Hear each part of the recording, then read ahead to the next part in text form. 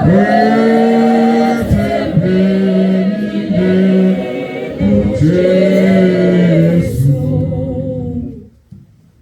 Kristu inkosi bazalwane. Umphambi kwenu uzama amakhathini wasebridgini yasemafakatini. Bazalwane ngiyabonga kakhulu uNkulunkulu namhlanje. Theme ngibala abantu abangaphambili. Ngabona ukuthi ngampela shuthi nami voice 5. Bazalwane ngiyambonga uJesu Kristu bazalwane. Theme ehlabelela lo mhlabelela umama Mtshangase. Kwafikele inyembezi zagcwala ngathi yebo Nkosi Jesu ngiyabona ukuthi ngimele ukuvuma phambi kwabantu abaningi ukuthi uJesu Kristu ngempela uthembekile bazalwane. Noma thina Nkosi bazalwane sesingasahambanga kahle kepha yena uhlala ethembekile. Bazalwane ngiyambonga uNkulunkulu bazalwane. Kufika enhlizweni yami ukuthi angisho ukuthi bazalwane yazi umume kahle phambi noNkulunkulu. uNkulunkulu uyakwazisa indlela omele uyihambe. Futhi uyakutshela ukuthi kuzowenzekalani. Akutshela ukuthi ngifuna ukukusaphi, ngizokwenzani ngawe bazalwane. Ngimi labazalwane inhliziyo yami igcwele kakhulu kumbonga uNkulunkulu. Mengibuka ukusafarisha ngikusafarishe kona uqala this year ngomhla ka 23 January saphuma ngomhla 22 if I'm not mistaken emkhosini. Ngomhla 23 zaqala izimpi bazalwane. Kwacaca ukuthi sabagcina siba homeless.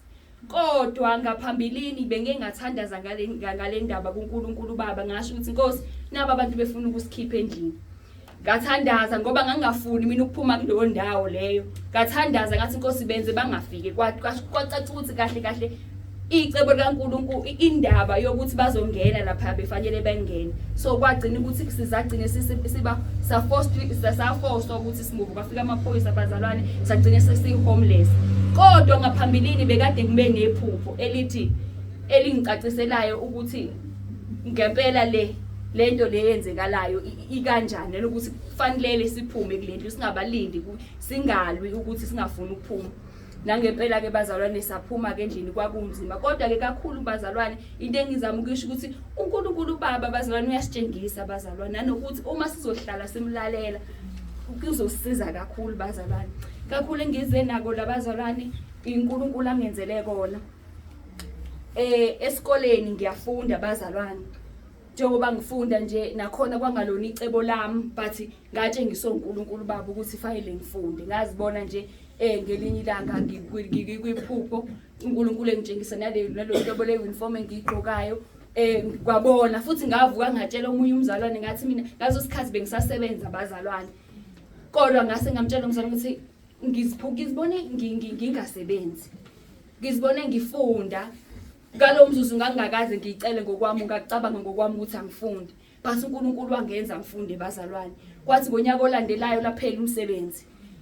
Kodwa ekupheleni kwawo umsebenzi ngase ngibonile vele ephupheni ukuthi nokho nganginganayo imali kodwa ngangikhululekile.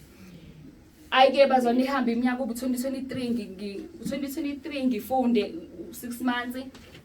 Phinde futhi kuphela unyaka bese this year na ke bazalwane imali ekade nganginayo ngiyithola emsebenzini. Ngase ngiyithatha ngenxa yokuthi ekhaya bengumina do i-breadwinner. Kase kwafika idingo zasendlini ukuthi ngibheke endlini ngayithatha le nto ngizofunda ngayo kulonyaka. Ngayivala indingo zasendlini ngenxa yesimo sokuthi besinganayo indawo yomuzi sihlala kuyo. So ngayithatha ngayifaka lapho ke bazalwane. Kuthe mase fanele ngiqala ukufunda nginethemba bazalwane ngempela siyambonga uNkulunkulu ngeqiniso silizwayo ukuthi uqalekise umuntu obeka ithemba lakhe kumuntu. Nginethemba lokuthi yene uma umzali wami ayisebezobona ukuthi fanele ngiphushe ngifike lapha ngoba ukusebenza kwami noma ukusebenza kwami kuzobe kuyimpumelelo yabo bonke.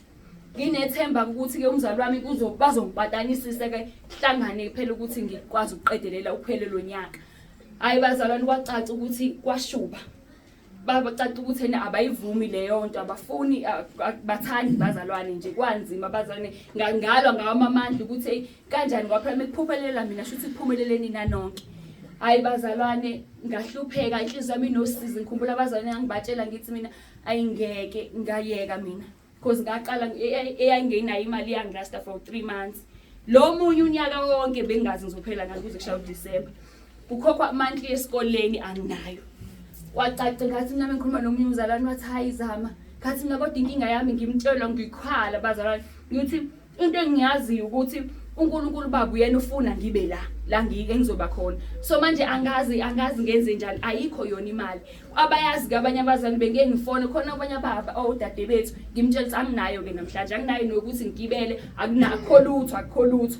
But kuleyo process konke ngifundile ukuthi uma uya kuNkulunkulu uthembe yena, ulindena. Ngasonke isikhathi ngangithola ukuthi ngizothandaza bese ngibuye ngithi hayibo ngaphela le mali ayiqhamuki, bese ngithi hayibo sisanele imali anginayo. But ekuhambeni kwesikhathi uthola ukuthi uNkulunkulu uzoyiprovide anginikeze. Babazalwane kuthe sekungoFebruary, okay, then ngathandaza uNkulunkulu ukuthi ngizoyenze njani. Kwanzima abazalwane, sengicabanga nokuyeka. Uthothi ngizoya kanye mhlawumbe esontweni esikoleni, kuyaqhubeka kuyafunda, kuyabhala. Kwahamba ngathandaza, ngahamba komunye umzalwane, ngafika ngelanga ngikhathazekile, inhliziyo yami inosizi. Ngahlala nomunye usise nje ngathi ngicela ngitholele noma amatoko, sengasebenza nasekitchen manje ngoba ngiyazi uNkulunkulu ufuna ukungibekaphi. Ayike ngahlala naye wathi akho lutho sisa, akuveli lutho sisizami. Ngiqhubeke ngifike kulo mzalwane ngimtshele ngithi afika athi hayi khona umunye usisothe ufuna umuntu, kodwa khona umunye wase branchini yabo azomhambisa ngoba wekade hambise yena. Inhliziyo yami ngibe nosizi, ngithandaza ngithi Nkosi uJesu ngengabe umina yini sengasebenza lalolo suku lolo ukuze nje ngizokwazi ukuthola imali ye-school fees, ngiphinde futhi ngiqhubeke ngiqede. Ayina ngempela abazalwane, athi lo mzalwane ngeke ngikwazi phela manje ukuthi nginikeze wena kubeni khona wakwahamba. Hayi ngihambe ngekhaya abazalwane, ngifike ngithandaze ngikhale eNkosini. Uthe ngingakapheli even nosuku wangifonela lo mzalwane wathi hayi zama khambe wena, nangu lo sisi lo mzalwane lo ukuthi ngiyasaphumelela. Nangempela abazalwane ngahamba kakhulu nje bazalwane, ngahamba bazalwane ngafike ngasebenza. Nakhona lapho kubazalwane ngibuka uNkulunkulu engisiza nje kakhulu, engifundisa izinto eziningi bazalwane. Sengikwazi ukuthi futhi nakhona ngiyathoba kakhulu bazalwane, uNkulunkulu uyakuthobisa empilweni ukuze noma usufika kulela zinga lento oyifundelayo uthobe bazalwane. Ngifunda ukuthi noma ngimncane kangaka u-age engiyona kodwa sengiyakwazi ukusebenza emakitchen bazalwane. Ngisebenza ukuze ngitholeni ukuthi ngithole imali ye-school fees ngikhokhe. Ngiyambonga uNkulunkulu bazalwane, ngiyambonga kakhulu uNkulunkulu okungenzekile ke ngade ngisase because bazalwane kube nzima.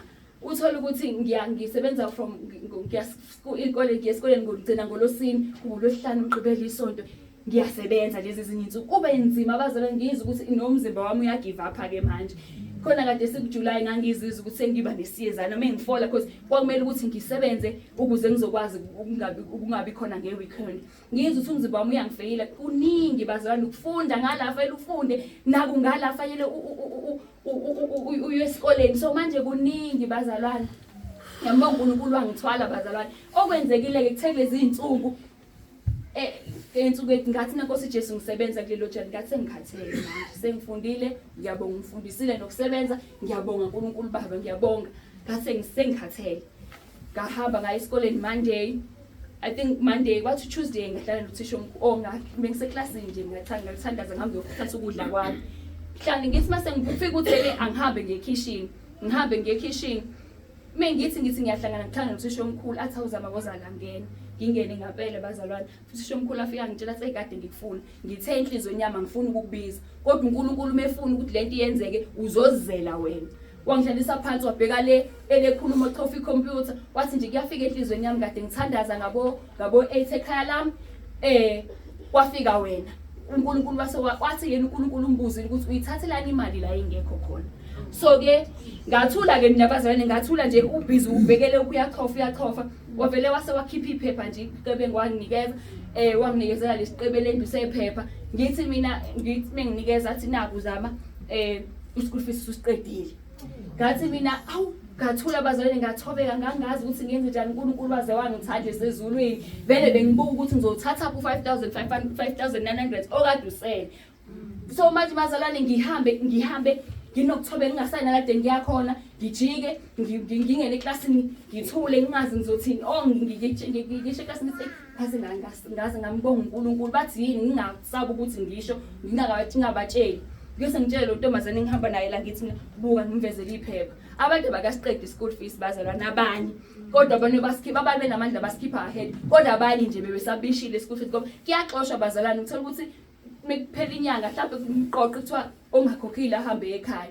Ngamvezela lo ntombazane eduze kwami, wathi ha bonke batshengisa nabani ukuthi hayibo sengisiqedile i-school fees. Ngiyambonga kakhulu uNkulunkulu bazalwane ngoba usizo lwethu njalo. Ngempela ngamalanga uJesu Kristu inkosi yethu ithembekile. Okwethu nje ukuthi sihlale kuye futhi mehlelisisile kuye kuJesu uzositshengisa nendlela. Uzositshengisa nezinto esingazaziyo sina sizobe sesizazi. Ngiyambonga kakhulu uNkulunkulu bazalwane ngithi uJesu Kristu inkosi ngathi.